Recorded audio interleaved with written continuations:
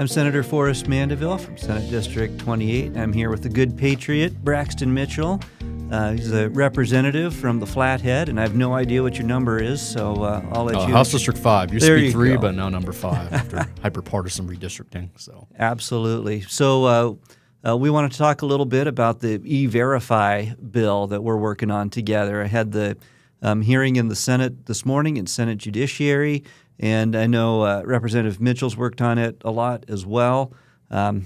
Really, it's a good bill to make sure that businesses aren't cheating the system, that they're taking care of their employees, that they're using legal employees, and that's best for everyone. It's going to create jobs for people that are here legally by making sure that people aren't here to game the system and just chase jobs that they aren't qualified for. Do you want to? What first kind of brought this on?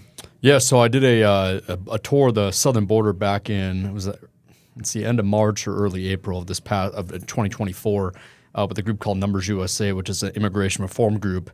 And while we were touring with them, they were going over some of their priorities about what they want to see for immigration policy at the state level. And one of the things they mentioned was E-Verify. And I'd heard about E-Verify over the years.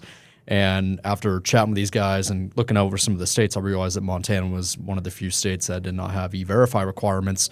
Currently, right now, there's the I-9 that is required federally to be signed for employment eligibility and whatnot.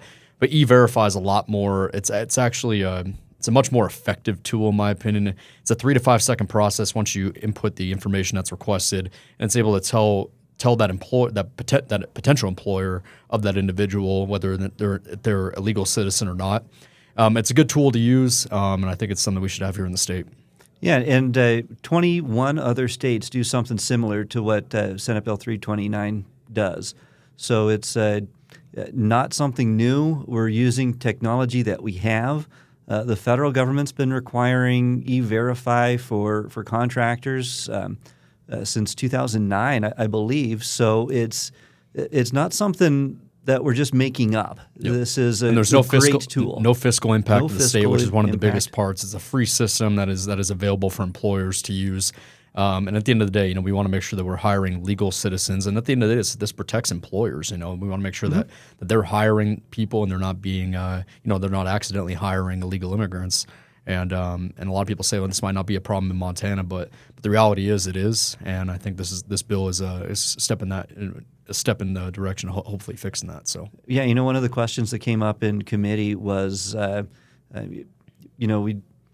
we don't want to do this, or what if employers were able to game the system by small employers, or just requiring everyone to be independent contractors, so they didn't have to treat them as employees, and that stuff's already illegal.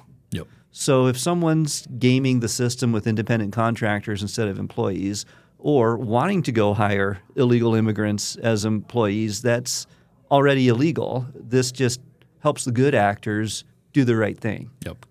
So the reason the Attorney General, we want him as the enforcer. This is what other states currently do, and this is at the request of some of the groups I've been working with since I guess end of March, early April.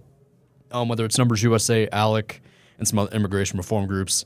You look across these other states, the Attorney General is the enforcer, and not the Department of Labor. So, yeah, no, I think, again, this bill, I think, is a good step in the right direction. You look across other states. Some states, there's requirements for, if they're just contractors, or, if there are certain businesses that are under 100 folks or 50, there's a lot of different routes to take in this, but I think this is, again, a good step in the right direction. So I know there's a couple amendments we need to tweak just to make sure that we're not hitting the 1 and 2 employee mom and pop type shops. Yeah, it's my understanding some of the concerns is mostly around these, farmers, Yep. and yeah. So is that what you heard today?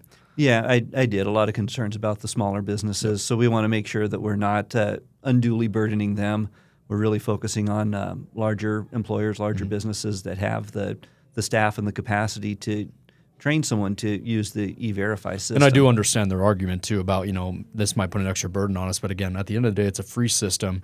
It takes most of the information the I-9 already requests, and you input that information within 3 to 5 seconds. You have an accurate answer if this person is a citizen or not. It's a 99.9% effective rate. So I don't even know if I even want to buy those arguments. But and it's already available and voluntary. Correct. So there's a lot of businesses that already do this without someone telling them they have to. The other thing is if there is a violation, it goes to the Attorney General to investigate.